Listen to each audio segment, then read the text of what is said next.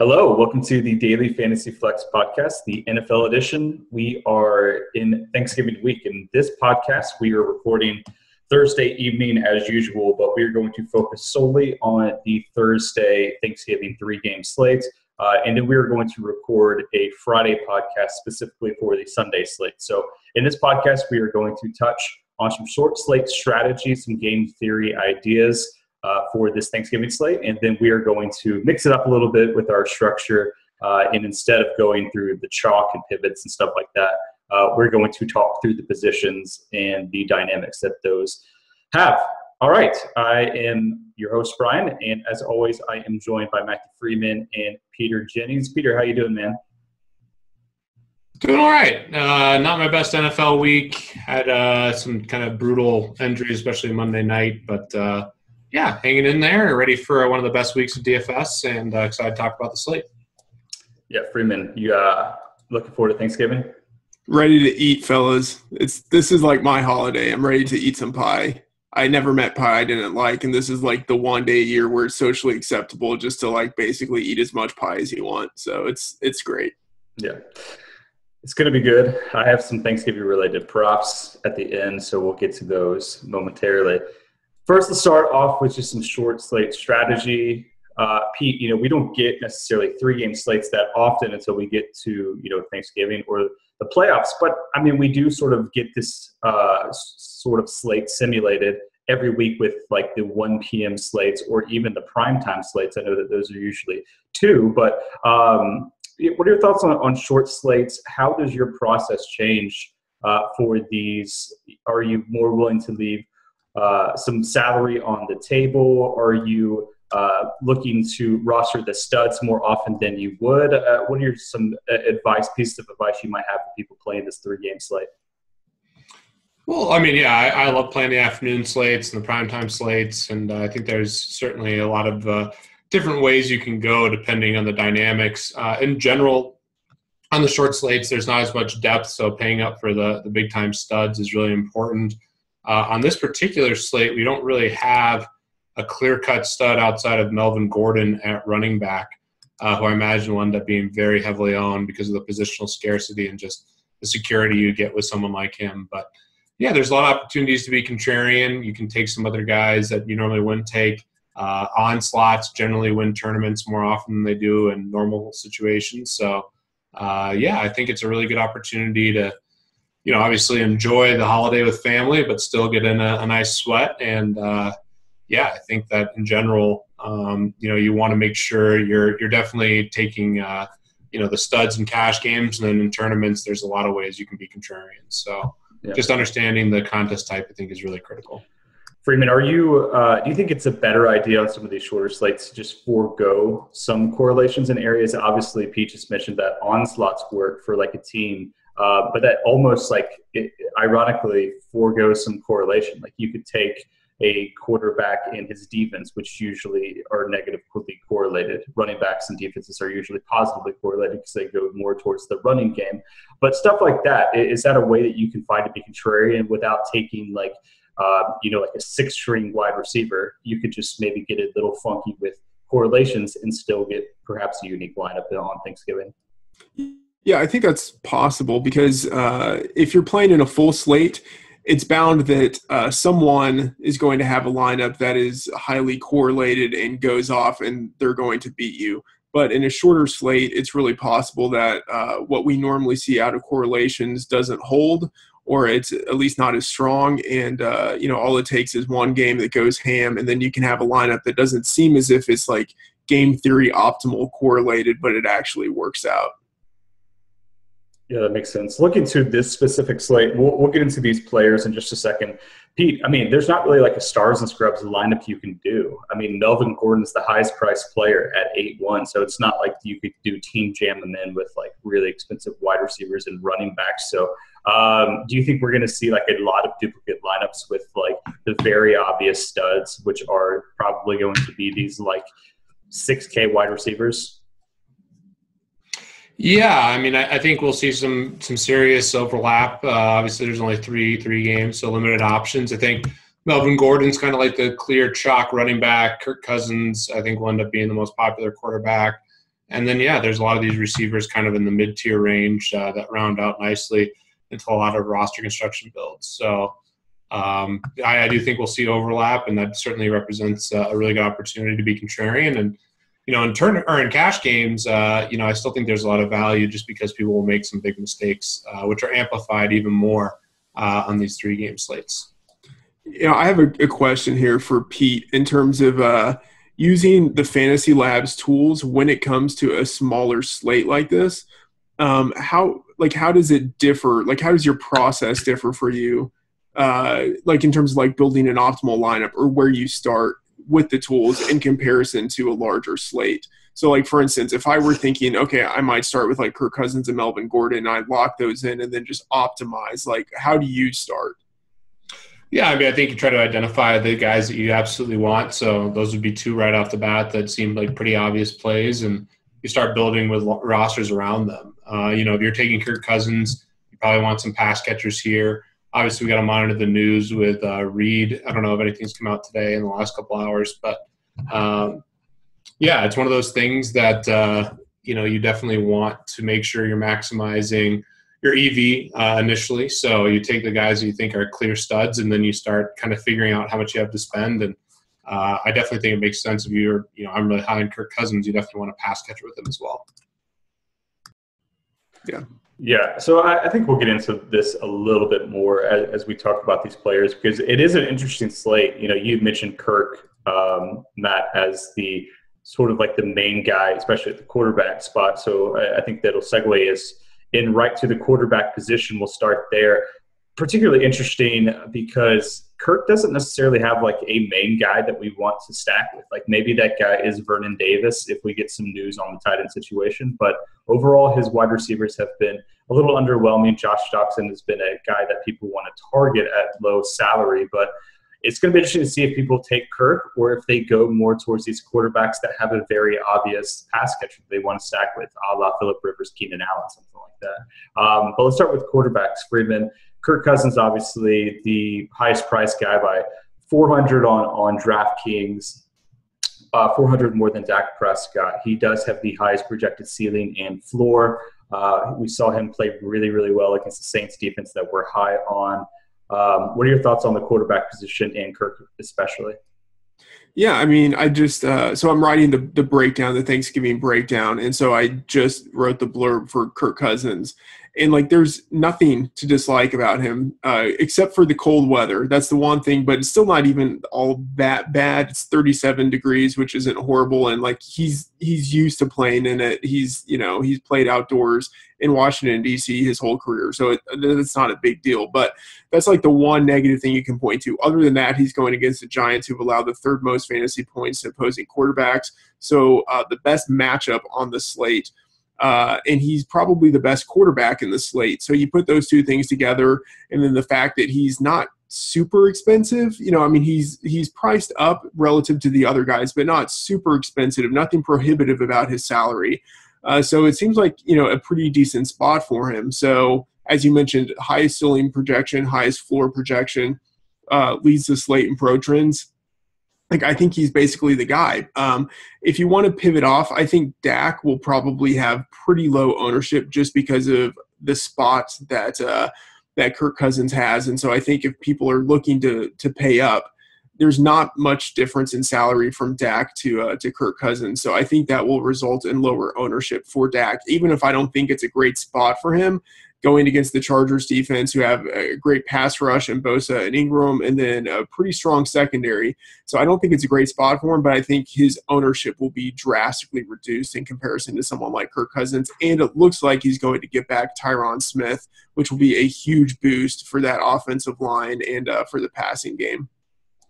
Yeah, just backing up slightly here, just looking at a sort of broader view of the slate. So the 3 games that we have here are we have the Redskins versus the Giants, we have the Chargers versus the Cowboys, and then we have the Vikings versus the Lions. And really, as far as the totals on the slate, they're pretty close to each other. We have 2 at 44.5, and then this Chargers-Cowboys game is at 48 currently. So Pete, I'm curious, this game that we see the Redskins-Giants, and it's supposed to be the coldest in DC at low 30s. Where the other ones are supposed to be a little bit warmer. Does that have any sort of bearing on your thoughts on this game? Or, are you just going with, Washington still implied for 26 points, which is the most on the slate, so that is more meaningful? Well, obviously you have perfect conditions in the Cowboys game and the Lions game, indoors, though it sets up really well for offenses in general in those scenarios. So, yeah, that's a nice thing, but that's baked into these team totals. So I think you can feel pretty confident still about Kirk Cousins. Yeah, you want to monitor in case there's any wind. Obviously, that Chiefs-Giants game went way under the total, and I was surprised to see the line not drop so much, even though it was confirmed kind of 30-mile-an-hour plus winds with gusts into the 40s. So that was a pretty obvious under to me on Sunday. But, yeah, assuming the weather's fine there, the cold temperature doesn't deter me too much. So you do have perfect conditions for the other games, but as long as there's no wind or any other conditions outside of the cold, the Redskins game should be fine too.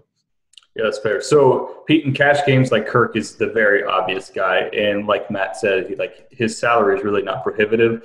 And honestly, there's just not really expensive guys in the slate where, you cannot pay up for Kirk Cousins. So, assuming that he's, the guy in cash, who are the other guys that you're looking to target in GPPs? It's not Case Keenum and Eli definitely are a step below some of these guys, but it's not like we just have super, super trash quarterbacks like we do on Sunday. So it seems like maybe several of these guys might be in play in GPPs. Yeah, my favorite GPP guys are Keenum and Phillip Rivers. Phillip Rivers and Keenan Allen, which the Keenan Allen just going ham. My mentions went nuts for that.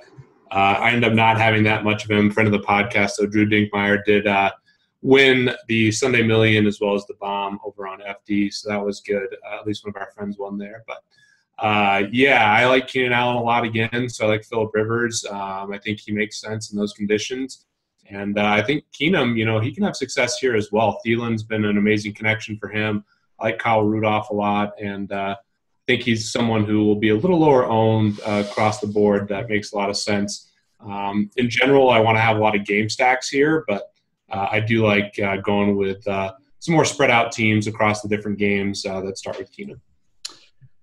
Freedman, you're the Dallas guy. We saw them struggle against Philly in their pass rush, and then they get to face the Chargers this week, who just their pass rush looked really good, just absolutely beat up on the Buffalo Bills and Nathan Peterman. Is this a pretty big concern for you? Yeah, it definitely is. Even with Tyron Smith coming back, he's almost certain not to be at 100%.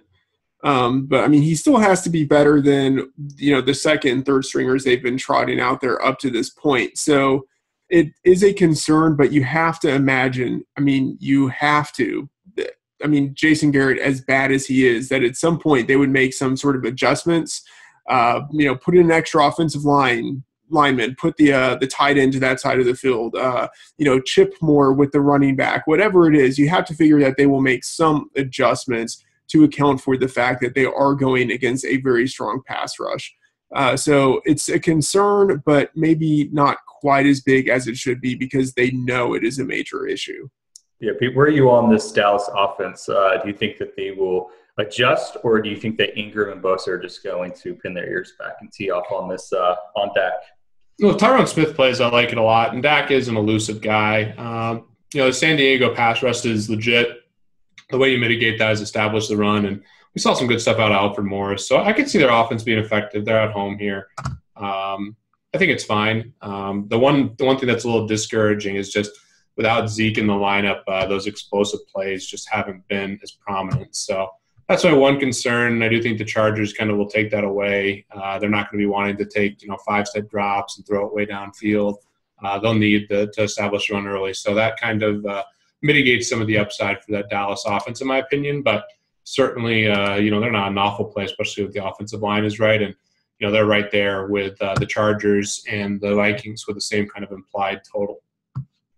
Okay. Any last thoughts here, guys, on quarterback before we move on to running back? No, let's go to running, yeah. Cool. All right, let's go to running back.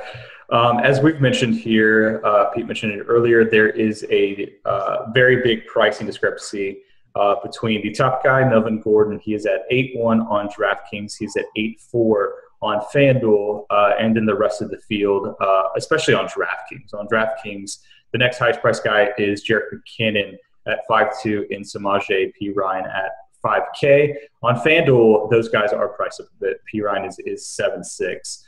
So let's start with Melvin Gordon and Perine because it seems like those guys are going to be fairly popular. Perine, especially with the injury to Chris Thompson and just his spot as the sort of lone running back we would expect. Matt, what are your thoughts on those two guys, especially at the top of the pricing structure? Yeah, I mean, I like him. I think Melvin Gordon, especially in cash, is pretty much a must play. And I do like Perine as the home favorite. He had, I think, an underrated career at Oklahoma, ended up leaving school as like the leading rusher in school history with some really good running backs there before him. He's never really had the opportunity to be a great pass catching back just because they had Joe Mixon, like they didn't need to use him. So I will be curious to see how it is that they use him with Chris Thompson out. I mean, it's not as if he's going to do anything close to what Chris Thompson did.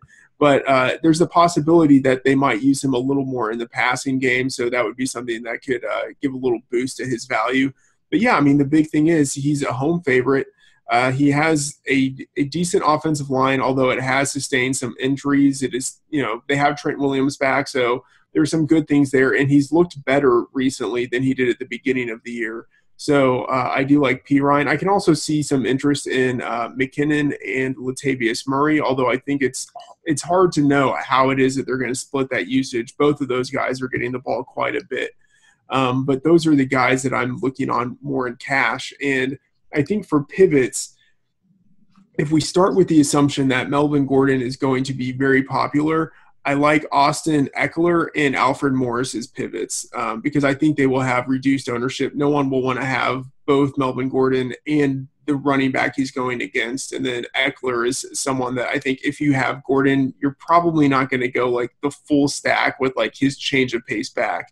But Eckler is in a pretty interesting spot in that it looks almost certain that Sean Lee is going to be out with the hamstring issue. The Cowboys have been horrible on defense without Sean Lee, and I know it's a small sample for this season, but like Lee has been out, other seasons, other games, and the Cowboys' offense has always taken a hit when he's out. He's the guy on their defense that basically gets them in position, and he's like their leading tackler. So it's a big deal when he's out, especially in the running game. But the Cowboys have allowed, I believe it's 33.5 points per game in the 4 games in which we've had Lee either out or diminished, like started the game and then was injured. And they've allowed like 160, 170 yards on the ground when Lee has been out. So it's just like this huge spot, not just for Gordon, but also for Eckler, who is basically like the new Danny Woodhead for that team. Like super Danny Woodhead, just in terms of like even like college production. He like played in the same D2 college conference that Danny Woodhead was in. Like, it's just like he's basically Danny Woodhead, and they're using him in that way in terms of like his passing game usage and then also just like the snaps that he's getting. So I like Eckler as a change of pace guy. And then as Pete mentioned with Alfred Morris, like he's not playing at a Zeke-like level, but he's actually still playing pretty well. Cool.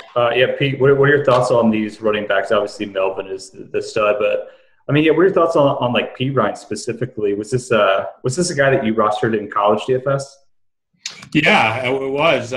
Probably the pinnacle of my college football DFS was having Melvin Gordon. I can't remember which way it went. Yeah, I think it was Melvin Gordon first, who broke the rushing record, and then the following week, Perine broke the record again, and I had exposure to both.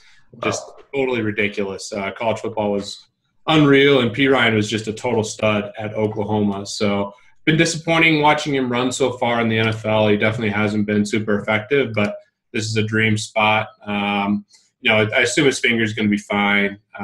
Maybe it affects him just a little bit in the passing game, but he's too cheap, in a game where the Redskins are favored to score so many points, and he's going to be the clear bell cow. So I think he's kind of the next clear chalk guy. And then you get into a bunch of other guys that are, interesting but have their warts. You got McKinnon, who I like, but Murray's getting a lot of the goal line work. You got Alfred Morris, who is effective, but I'm a little concerned about, obviously, his lack of passing upside. He hasn't had a catch since week 7, and he had 1 catch that week. I think that's his only catch on the year. So obviously that's different with Zeke. Maybe he catches a couple balls in this spot, but clearly not a pass-catching type back. Then you have guys like Amir Abdullah. You could play Latavius Murray as a contrarian play to McKinnon. And all those guys kind of have certain warts that make them less appealing, but certainly in tournaments, playing any of them could be great because the position's so thin. One guy who I think is definitely worth a tournament flyer is Theo Riddick. If you're stacking Case Keenum up with like Thielen and Diggs or Rudolph, running it back with Theo Riddick I think makes a lot of sense given his pass-catching prowess. So, Matt, let's talk about these Minnesota running backs because they're in an interesting spot. You said that it's hard to sort of navigate between the two. So I think it's actually a little bit easy, so I'm hoping that you can put me on a better spot here. It seems like they're just going to split the carries. Latavius is going to be the goal line back, and then McKinnon's going to be the pass-catching back. I know that's like very oversimplifying it. And then this week, it's like the matchup, like Detroit is one of the best teams per DVOA against pass-catching running backs. So it seemed like Latavius might be the guy to own of the two. Am I just really oversimplifying this situation? No, I mean, I think that's pretty accurate. The thing is that it's a little more of a hot hand approach in terms of how they're splitting the carries. And I think it's hard to know who it is who's going to have the hotter hand. And so if McKinnon starts out hot, like they're still going to give Latavius some carries, but that doesn't mean that they won't give McKinnon a goal line carry. So it's just like you could easily pick the wrong one. You know what I mean? So like it's just for cash, I think it's fairly risky. For GPPs, it's a little more intriguing. I think there will be production to split between them. It's just hard to know who actually ends up getting the touchdown. That's very fair. And the last situation maybe we'll touch on, I think we've hit on all of these teams maybe except for the Giants, which is very fair. So we have Orleans Darkwa, who definitely got a lot of the production in Week 11. He got 20 carries and 4 targets. So, 25 opportunities is nothing to scoff at, especially at his price. Did get 74 yards on the ground and a touchdown. He is questionable. He sort of popped up on this injury report on Monday, didn't practice. And thank you. It's the bark of approval for the New York Giants running back situation. It's not quite a Jerry bark. We can't go that far. It's not a Jerry bark, but it's good. It's good to get it on Darkwa. We'll take it. Yeah. This will be a sign of things to come. The questionable tag is really what concerns me, given that it's his hamstring. We'll have to hear more. But these Giants running backs could be really contrarian. If you're going to run Kirk Cousins and expect him to go off, the running back that I'd run back is probably Gallman. Yeah. I think Gallman's the guy who has the most opportunity in the passing game. He's also, a really young, talented player. In my opinion, he was awesome at Clemson. But, the offense is just kind of the challenge here when you take someone like this. But that would be the guy I'd probably run back as a contrarian play. If you're going to go away from Cousins, I think certainly you can make some nice contrarian rosters with Darkwa, assuming he's good to go and projected to play a lot of snaps. Freedman, if a New York Giants running back wins the GPP, you gotta celebrate this. You got the bark of approval here. Yeah, I wouldn't consider that the bark of approval, but hey, if they win, I'll take it. Okay. Any last things you guys want to hit on for running backs, or you guys want to move on to wide receivers? Yeah, let's go to wide receivers. Okay. All right, so let's hit wide receivers. So not really a whole lot of super expensive guys. Adam Thielen is the highest price option at 7.6. Then we sort of go down through Keenan Allen, Sterling Shepard, who missed last week and is still questionable.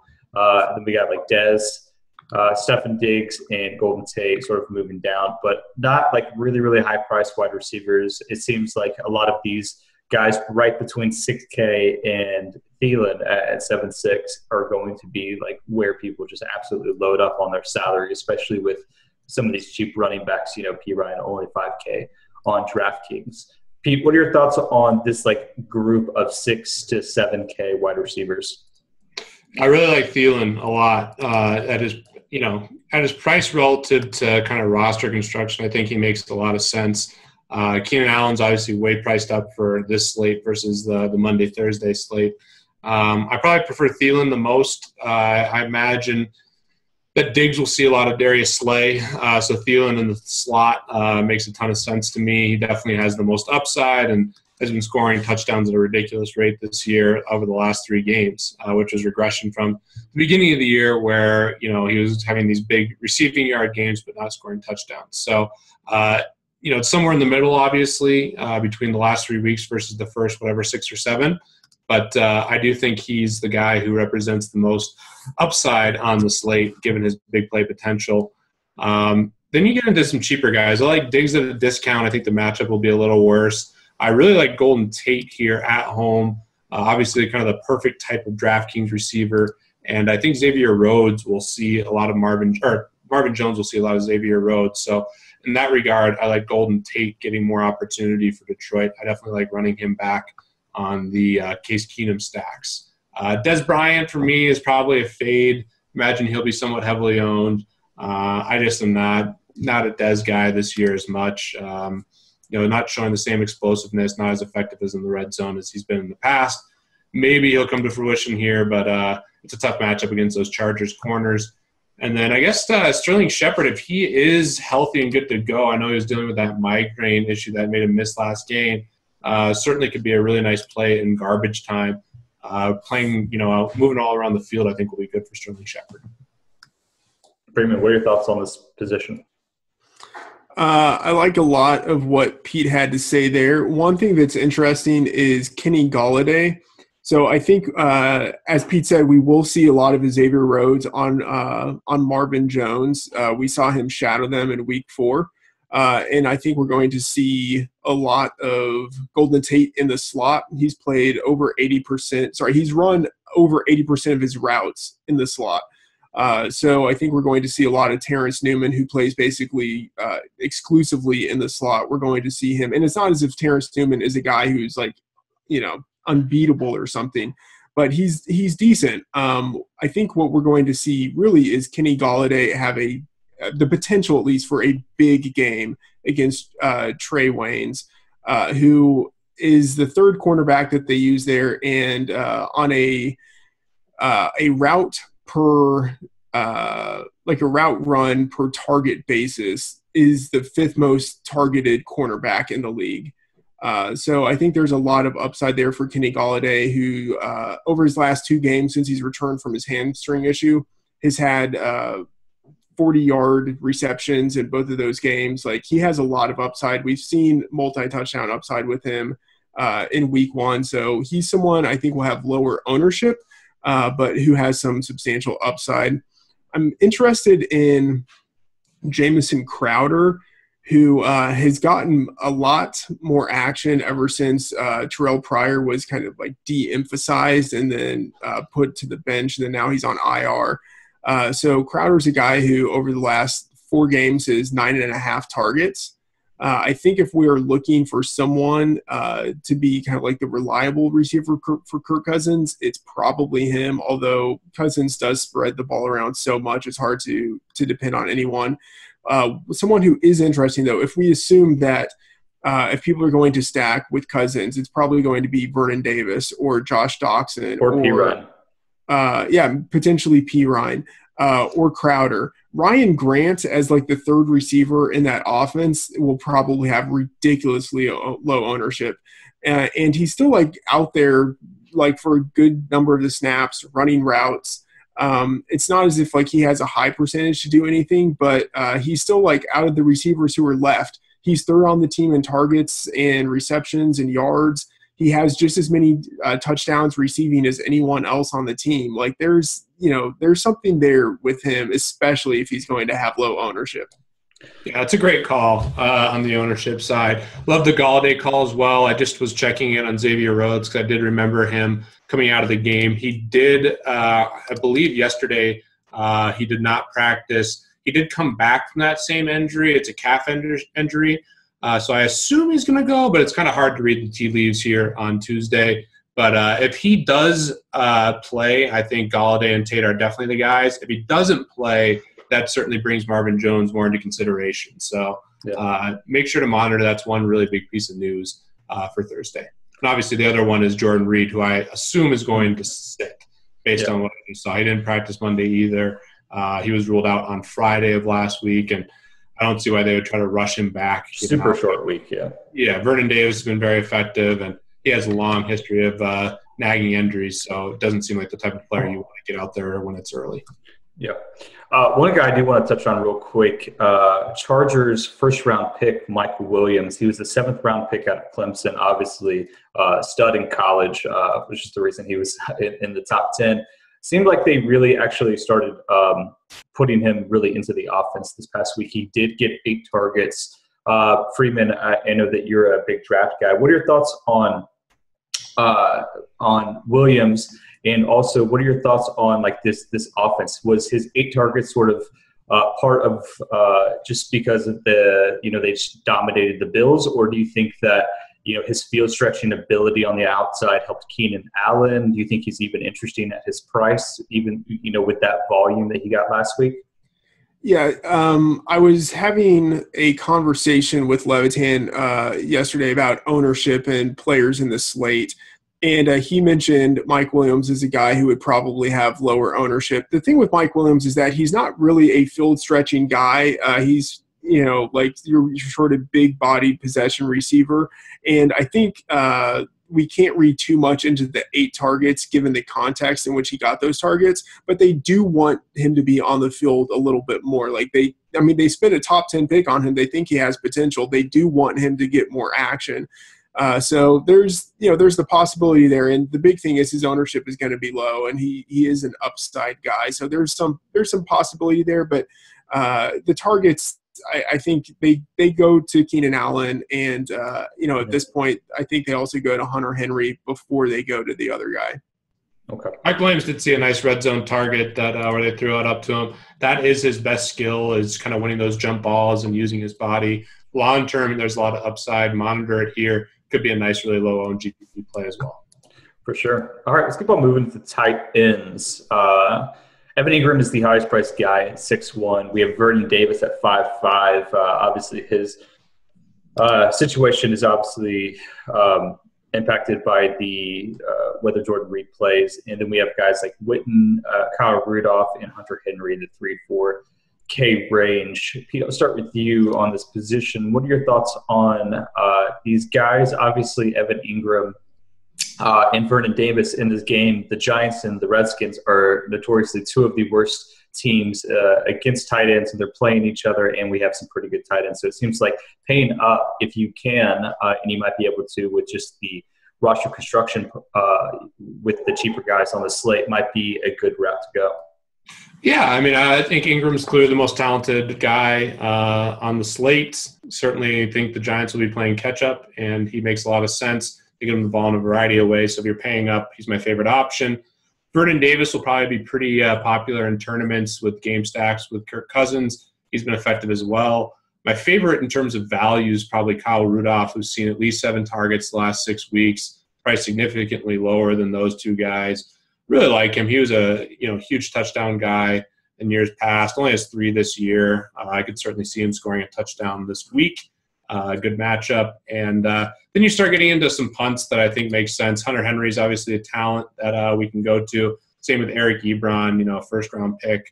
Both those guys have disappeared at times, but shown flashes of nice upside. And I certainly think they're in play for tournaments. And then the opposite of those guys, just kind of Mr. Longevity, is Jason Witten, who I don't hate. I think the big strength, obviously, for the Chargers is, on the outside and the pass rush, which should lead to some shorter, nice passes down the middle, which is right up Jason Witten's alley. And certainly a guy who, even though he's a dad runner, has shown flashes of some pretty nice games. Obviously in week 2 against Denver, he had that 25-point game, and it's possible for him to be a GPP winning tight end. So tight end is definitely filled with a lot of options that are all a little different, and it just comes down to roster construction and the type of contest you're looking at. Yeah, for sure. Freeman, what are your thoughts on this position? And specifically, we talked about the higher price guys. Pete mentioned those. Hunter Henry is like standing out at the top of our models. He does lead the position as of Tuesday evening and projected plus minus. Really just probably too cheap on DK at 3.3 is sort of the reason. But he's going against Dallas, who could be without Sean Lee in the middle, and they ranked 28th in DVOA against tight ends. So I mean, it seems like he's in a pretty good spot. Like he should be maybe considered value-wise just as good as those top options. What are your thoughts? Yeah, the question with Hunter Henry is always whether he's going to get his targets or not, because there are just a lot of mouths to feed there. But, yeah, as you mentioned, really popping in our models, the number one DraftKings tight end in all of our pro models, and he actually has the highest ceiling projection at the position in our models. So there's a lot of potential upside with him. So I like that. A couple things to touch on. Pete mentioned Kyle Rudolph and how he isn't getting as many touchdowns this year. He's not getting as many targets in the red zone, but he's still getting, just in terms of, like, he got an unreal number of targets in the red zone last year. So not as many as he got last year, but still, for tight ends, a good number of targets in the red zone. So I like that call. I think there could definitely be some touchdown regression there, and he's getting consistently targeted in general. So I do like the Rudolph call. And then obviously, agree there's a lot of upside with Vernon Davis and Evan Ingram. And, some people might not be interested in stacking those two guys together. That might be one way to get some contrarian game stacks going. For sure. Yeah, definitely two tight ends, always a way to be a little bit contrarian. We see here in our DFS contest dashboard that you really people on DraftKings really don't like to roster two tight ends. It's usually under 20% ownership. Rostering those two together, we did get up to a little bit higher than that, like 25% in that 1 week where we had some cheap tight ends. But overall, yeah, it's a good way to be contrarian. All right, let's move on to defense here. Unless Freedman, you want to run through FanDuel kickers? No, and I really don't even want to run through defense. Yeah, that's fair. But we'll just quickly touch on defense. I mean, it's interesting. There's not really a team that stands out as far as a really low implied total. The lowest implied totals are Washington and Detroit. The Giants in Detroit. Washington, not exactly the greatest defense in the world. So there's not like a defense that super stands out as far as like the obvious chalk play. Pete, do you have any thoughts on am I missing something? Is there a defense you think is going to be like the main cash option? I think the Redskins will end up being somewhat popular going against Eli. The best defense is probably the Chargers. They're on the road here going against a good offensive line, especially if Tyrone Smith's back. But in terms of generating sacks, they're the team that makes the most sense. I like the Minnesota defense as well, but again, on the road. So, yeah, challenging position. I mean, I think this is a good spot to be contrarian. Probably the lowest owned defense will be the Giants if you want to just take a shot that Kirk Cousins doesn't have a big game and throw some interceptions. That would make sense. You could do that with Darkwa or something like that, which would give you a lot of leverage versus the field. The Lions, another one, I guess, if you really wanted to stretch it, you could run them. All these, kind of spots are pretty similar in terms of equity relative to their price. And then it's just really trying to figure out the, contrarian plays. And I think the Giants are that team, and maybe the Cowboys too. I imagine they'll be much more popular than the Giants, but yeah, every defense is kind of priced appropriately, with the exception of maybe the Chargers, who are probably the best value overall from a cash game perspective. Yeah, I think I agree with that. At 2.8 on DK, it just seems very, very cheap. Freeman, yeah, so let's talk a little through this. With some of these Vegas totals, like just very similar on this 3-game slate, we've talked about, I think Bales mentioned on one of the Three Donkeys pods a couple weeks ago that one of the biggest inefficiencies is people really focus too much on Vegas totals when it comes to defenses, whereas, we project sacks and turnovers are way, way more important, especially when you're talking a 3-game slate. A turnover just absolutely swings things. So are you leaning more towards teams like Minnesota and the LA Chargers, who have really, really good pass rushes that can generate some turnovers? Yeah, and I think a lot of it just comes down to roster construction of who fits in. I mean, as Pete said, the Chargers are interesting in that they do have that pass rush. They do have a really good secondary. They have Perryman back at linebacker, who's their best run stopper. So there's a lot there to like about them. And the Cowboys' offense is just, even if Tyron Smith is back, and it seems like he's going to be, there's still I don't know, reason to be pessimistic about their ability to control stuff this game. So I don't know. The Chargers, especially because they're not the most expensive defense, but they're probably the best defense on the slate. They're intriguing to me, but the Redskins are also intriguing in that they do have that high total. They're at home. They're favored. So there's the potential for them to get more sacks and turnovers. Cool. All right. Any last thoughts on defenses or the slate, guys? No. Let's wind it up. Cool. Yeah, good luck to everyone. Enjoy the pie, and really think about game theory. And I think the biggest thing is understand, like always, what contest you're in, but it's amplified even more on these 3-game slates. Freeman, what's your favorite pie? I never met a pie I didn't like, so I don't know. Cherry pie is good, but like pumpkin is obviously a classic for Thanksgiving. Sure. I mean, I could basically just like list every pie in existence, and that would be my favorite pie, but probably cherry. Pete, do you have a favorite food? Are you a stuffing guy? Definitely not a stuffing guy. Don't like stuffing. That's the one thing I don't like. Wow. That's a take. I hate mushrooms, and just not a stuffing guy. I really like pumpkin pie and cherry pie. I think those are two of the classics that are really, really good. In terms of my favorite thing, I mean, I love mashed potatoes at all meals, so that's one that's solid. I don't have like a strong take outside of the pies and the food. At least you support Thanksgiving, whereas Adam Levitan, just the biggest Thanksgiving Scrooge in the world, just doesn't support it at all. I mean, it's pretty bad. I don't know which day I feel worse about my choice of career, Thanksgiving or Christmas, but I feel like an asshole.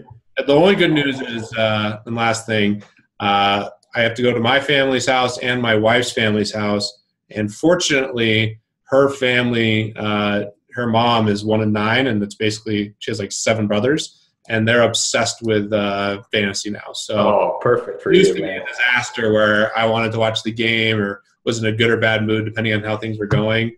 And now at least they're into it. So yeah, you got to be like a hero at the house with your career. Yeah, that's got to be a hero or the guy to put a lot of blame on. So works out either way.